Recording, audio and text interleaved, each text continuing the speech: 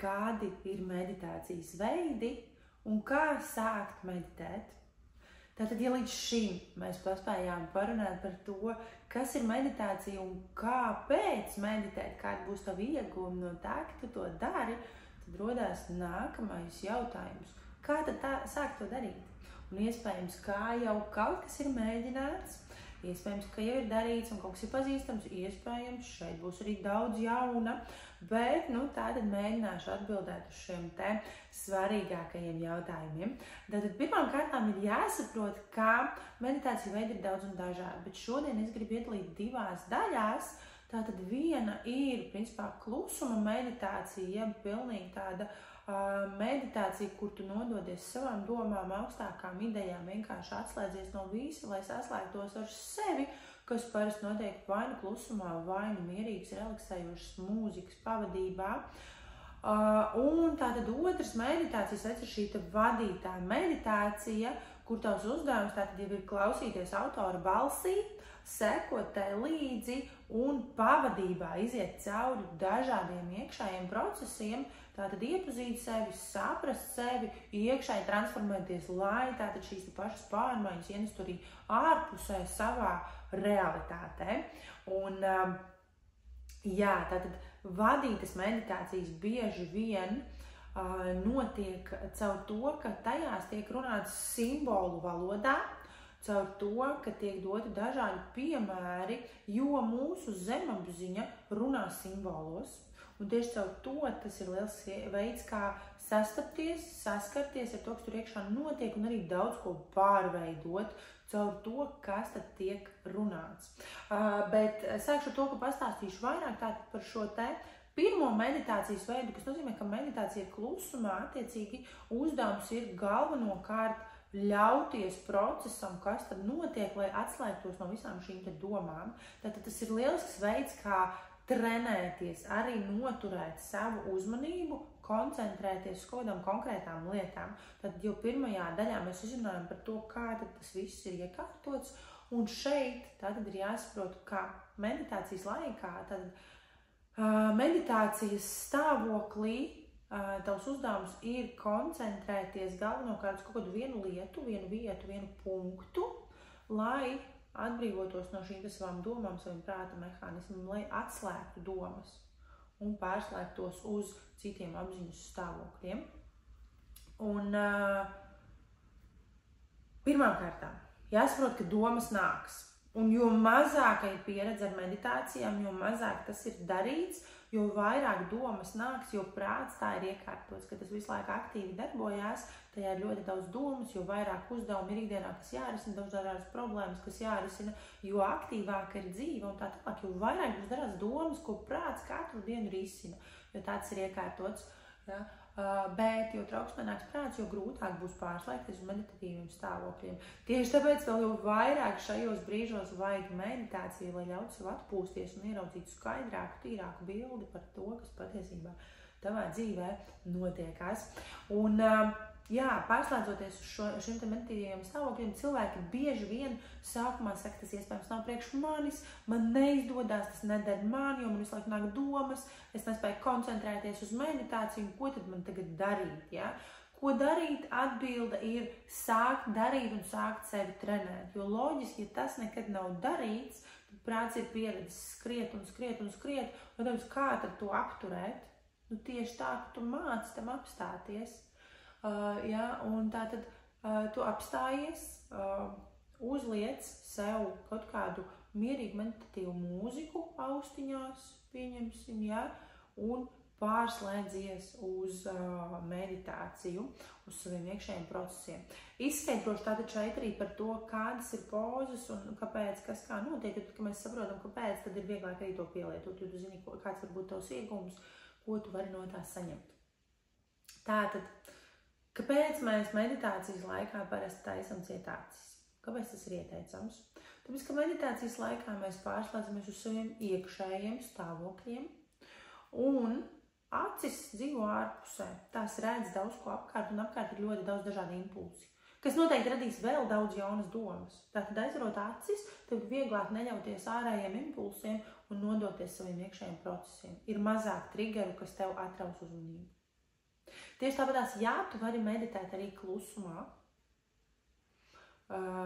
neliekot neko savās austiņās, ja, un atstājot ausis vaļā, bet arī šeit caur ausīm mēs uztveram dažādas ārpus skaņas. Tās var novērst uzmanību. Tieši tāpēc labāk ir ieteicams uzlikt mūziku un ļauties tai, lai varētu ieiet dziļāk šajos te procesos. Protams, var pētīt tālāk arī kādu mūziku, kāpēc un ko labāk izvēlēties, bet par to ne šoreiz, jo arī mūzika dažādi ietekmē to, kā mēs jūtamies. Bet tad izvēlēs savu labu patīkamu mūziku, lai nenovērst uzmanību uz āru, uzliest austiņās, aiztais acis un ieslēdzies sevi iekšā. Un tāda tas uzdevums ir, tātad meditācijas, kas nav vadītas meditācijas, ja? Tātad atrast kaut kādu punktu, uz ko tu vari koncentrēties un fokusēties, lai noturētu savu uzmanību uz to. Tu vari izvēlēties kādu iztēlotu, iedomātu punktu savā priekšā, metra attālumā, 3 metru attālumā, 5 vai 10, tu izvēlies, cik tālu ir šis punkts, ieraugi viņu iztēlojies un noturi savu uzmanību uz to punktu. Vai arī tas var būt punkts, tas var būt tavs deguнгals, tas var būt arī tāpat tās, uz ko tu koncentrējies. Ja? Tā var būt tava elpa, kā tu koncentrējies uz to, kā tu elpo, ja? Tātad seko līdz savai elpai. Galvenais ir, ka tu izvēlies un fokusējies uz to vienu lietu, kas tev ir jādara. Un tad, kas notiks tālāk? Jā, protams, ka prātā nāks daudz domas. Tās mēģinās tevi atraut no tā, ko tu dari. Un tās domas nāk tā kā bultas, 1, 2, 3, 4, 5, un tās tātad vai nu lido tev garām, vai nu tu izvēlies to paņemt, ielikt savā galvā un turpināt attīstīt. Un tieši tas ir tas, kas šeit ir jāiemācās. Ļaut domām iet garām. Tad, kad tās nāk atraidīt, tās tā kā pingpong bumbiņas atraidīt projām un noturēt uzmanību uz to punktu, ko tu izvēlējies. Un sākumā varbūt tās būs dažas sekundes. Sākumā būs grūti, bet pēc tam tātad vienmēr mēs kļūstam labāki tajā, ko mēs darām. Un attiecīgi, jo biežāk un jo vairāk tu meditēsi, jo labāk tev tas izdosies un jo ilgāk tu varēsi noturēt uzmanību un vairāk domas palaist garām. Tu jutīsi, kā prāts atslēdzās, kā prāts atbrīvojās un kā tu vari saslēgties ar daudz dažādām augstākām idejām. Tātad šajā meditatīvā stāvoklī patiesībā tas ir veids, kā mēs saslēdzamies ar savu šo te augstāko spēku, ar visumu, ar kosmosu, ar Dievu, ar savu augstāko es, kā jau katrs savs atbilstoši pēc savas ticības un savas pārliecības. Ja? Bet tad tas uzdevums ir atslēgties no prāta stāvokļiem un saslēgties ar plašākiem apziņas stāvokļiem. Tāpēc, jā, sākumā domas nāks, taču, jo biežāk tu praktizēsi meditāciju, jo vieglāk tev būs palikt šajos te stāvokļos. Ja ir pavisam grūti, tad vēl viens mazais noslēpums, kas var palīdzēt, ir sākt ar to, ka tu trenējies tātad materiālajā vidē, reālajā, redzamajā vidē. Caur to, kā noliec savā priekšā, apsēdies, iekārtos ērti un noliec savā priekšā sveic, jā, izdedzini tās liesmu, un tavs uzdevums ir fokusēties uz sveces liesmu. Tu redzēsi, kā arī nāks domas, jā, kā gribēsies novērst uzmanību, paskatīties apkārt, jā, un tas varbūt arī kādreiz sanāks, bet tā tad maksimāli ilgi, cik tu vari noturēt, skatīties uz šo sveces liesmu, vērot to, domāt par to, lai atslēgtos no vispārējā. Noteikti uzliec timeri. Tās var būt 5 minūtes, tās var būt 10 minūtes, 15 minūtes, sāc ar mazāku, bet pēc tam jau pievieno vairāk. Un sākumā arī iespējams 5 minūtes būs grūti, bet tas ir ok, netiesā sevi, nelamā sevi, turpini trenēt savu uzmanību, savas koncentrēšanās spējas. Tas tev noderēs gan meditācijas laikā, un tu pamanīsi pārmaiņas, kā izdodas labāk koncentrēties, labāk fokusēties, prāts kļūst mierīgāks un tu jūties labāk, gan arī ikdienā būs vieglāk fokusēties uz darāmajiem darbiem, uz uzdevumiem, uz saviem mērķiem, uz to, kas ir jādara. Jo tad mūsu prātam ir šī tendence, ja mūsu ķermenis vienmēr ir šeit un tagad. Tas atrodas reālajā laikā. Bet mūsu prāts staigā laikā.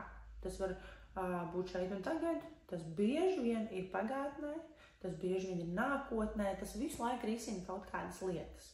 Un tātad ar šo meditāciju mēs mācāmies būt šeit un tagad. Tātad staigāt nevis atpakaļ, nevis uz priekšu, bet skatīties uz augšu. šeit un tagad savienoties ar šobrīd notiekošo, tātad ar šī brīža procesiem. Un jo vairāk tu praktizē meditācijas, jo labāk tev tas izdodās. Par to, kādu pozu izmantot, katrs izvēlās savu piemērotāko. Es izstāstīšu, kāpēc man patīk tieši sēdus poza, tā, kas parasti ir tātad lotosa pozā, jā, sēžot. Vai arī vispār sēžot, kam ir grūti sēdēt lotosa pozā, vienkārši sēžot uz cietas stabilas virsmas ar kājām pie zemes, jo tātad mēs sazemējamies, mēs ņemam enerģiju no zemes un atdodam enerģiju uz augšu, un tieši tā vislabāk notiek enerģijas apmaiņa. Bet ir cilvēki, kas labāk sajūtās arī horizontāli, guļ uz stāvokli, un tas ir ok, ja tu tā jūties labāk. Tātad tu sajūti sevi, tu uzticies sev, izmēģini, eksperimentē un atrod, kā tev ir vislabāk. Ja? Bet parasti tātad priekš manis tas ir sēd uz stāvokli, jo tieši tā notiek enerģijas apmaiņa. Iesaku arī pamēģināt un sajust to, kā tas darbojās. Tātad, jā, var sākt ar to, ka tu mēģini vai nu koncentrēties uz sveces lietu, sakot ar 5 minūtēm dienā, vai vienkārši uz to, lai laistu garām savas domas un atslēgtos no visu, paliktu fokusēties uz vienu punktu, ko tu izvēlēs un iztēlojies savā prātā, tātad savā iztēlē, vai tad jau nākamais, ko var darīt, tātad sākt mēģināt šīs vadītās meditācijas, kur tad galvenais uzdevums ir fokusēties uz autora balsi, kur tas vada dažādos procesos, kas palīdz sastapties tātad ar savu zemapziņu, ar savu iekšējo pasauli, pārstrādāt dažādas iekšējas pārliecības, atvērt kaut kādus jaunus horizontus un apziņas stāvokļus, jā, tātad caur balsi, tevi vada dažādos procesos, un tas var būt ļoti transformējošs piedzīvojums, ļoti dziļš piedzīvojums, ļoti nopietns piedzīvojums, kas tiešām piepilda, atjauno, izmaina, dziedina un veids dažādus spēcīgus iekšējos procesus. Tas ir lielisks veids, ko izmēģināt, tas var būt ļoti palīdzoši, un arī sākumā var būt grūti koncentrēties uz šo balsi un domas aizies, bet ar laiku tā tad vienmēr izdodās ar vien labāk un labāk un labāk. Un tieši tad, kad tu sāc pamanīt pirmās pārmaiņas, tu saproti, ka tev tas palīdz justies mierīgāk, justies labāk, justies laimīgāk, tad, protams, kad gribās atkārtot un atkārtot, tātad vienmēr šie pirmie rezultāti vedīs pie tā, ka gribās izdarīt vēl, jo tu redzi, ka ir forši un ir labi. Un, jā, tātad jebkurš no šiem meditācijas veidiem būs noderīgs, palīdzošs un ļoti labs, un noteikti iesaku izmēģināt visus no tiem. Kāpēc man patīk vadītās meditācijas? Jo es saprotu, tas ir savā ziņā arī veids, kā ielikt sevi jaunu informāciju, nodot sev kaut ko jaunu un izcelt ārā lieko un nevajadzīgo un atbrīvoties no tā. Tas ir ļoti palīdzoši un ļoti vērtīgi. Un tas ir veids, kā arī saņemt enerģiju no citiem cilvēkiem, tātad pārņemt viņu domāšanas mehānismus, pārņemt to, ar ko tad viņi ir gatavi dalīties. Un tāpēc mēs izvēlamies šos autorus, kas mums patīk, kas palīdz, un pielietojam savā dzīvē, lai ietu nākamajos līmeņos. Tas arī tas svarīgākais, ar ko es gribēju šodien padalīties. Paldies, ka bija ar mani, klausījies šo video. Kā vienmēr priecāšos par tavu laiku un arī par to, ja padalīsies, kāda ir tava pieredze ar meditācijām, kāds ir tavs mīļākais veids un ko tu izmanto ikdienā. Tas šodien viss un tiekamies nākamajos video.